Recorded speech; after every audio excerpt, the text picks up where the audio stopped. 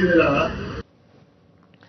उपमुख्यमंत्री अजित पवारांनी बारामतीत वेगवेगळ्या कार्यक्रमांना हजेरी लावली। त्यावेळी भाषणादरम्यान अजित पवारांनी तुफान फटकेबाजी केली।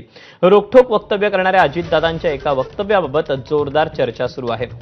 काका लोकांना विश्वासात घ्यावं लागतं, त्याशिवाय चालत नाही असं मुश्किल वक्तव्य अजितदादांनी केलं आणि दादांच्या या वक्तव्यानं उपस्थितांमध्ये एकच हशा पिकला। मात्र काकांसंदर्भात केलेल्या विधानावरून मात्र चर्चा सुरू झाली। आणि काका कुतुहल मी मगाशी एक रस्त्याच्या बद्दल सांगितलेलं आहे, त्याच्यात सहकार्य करा।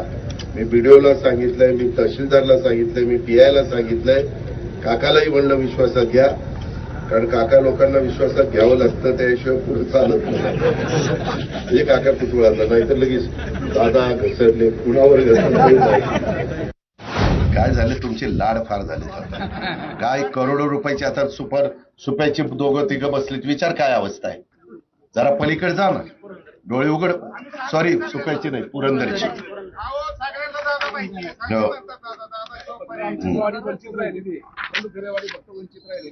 होय बाबा, ते वंचित शब्द काढून टाकतो, जरा दम जरा। अरे तू वेडा आहेस का रे, जरा क्रॅक आहेस का रे डोक्याने? मी मगापासून सांगतोय की बंद पाईपलाईन आम्ही त्या ठिकाणी करणार आहे। ती बंद पाईपलाईन करताना कुठं लिकेज आहे ते काढणार आहे। जरा लवकर, ते काही जादूची कांडी नाही अजित पवारच्या हातात।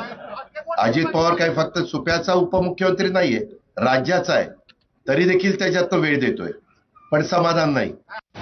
तुम्हाला जर मैत्रिणींनी मित्रांनी सांगितलं अरे चष्मा घेतला,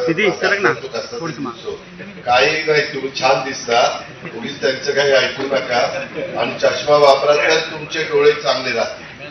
उद्याच्याला व्यवस्थित तुम्ही वापरलं आणि ते सांगितलेलं ते सगळं पाळलं तर चष्म्याचा नंबर देखील कमी होतो। डॉक्टर लोक सांगतात गाजर वगैरे चांगलं खाल्लं तर चष्म्याचा नंबर कमी व्हायला मदत होते। ज्येष्ठ नेते रामराजे नाईक निंबाळकरांनी अजित पवारांच्या राष्ट्रवादीचे स्थानिक आमदार सचिन पाटलांवर सडकून टीका केली।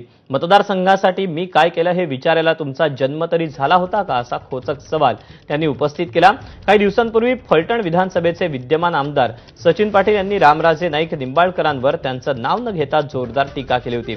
याच टीकेला रामराजेंनी जोरदार प्रत्युत्तर दिलं।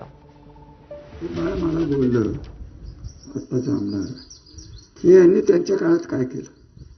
अरे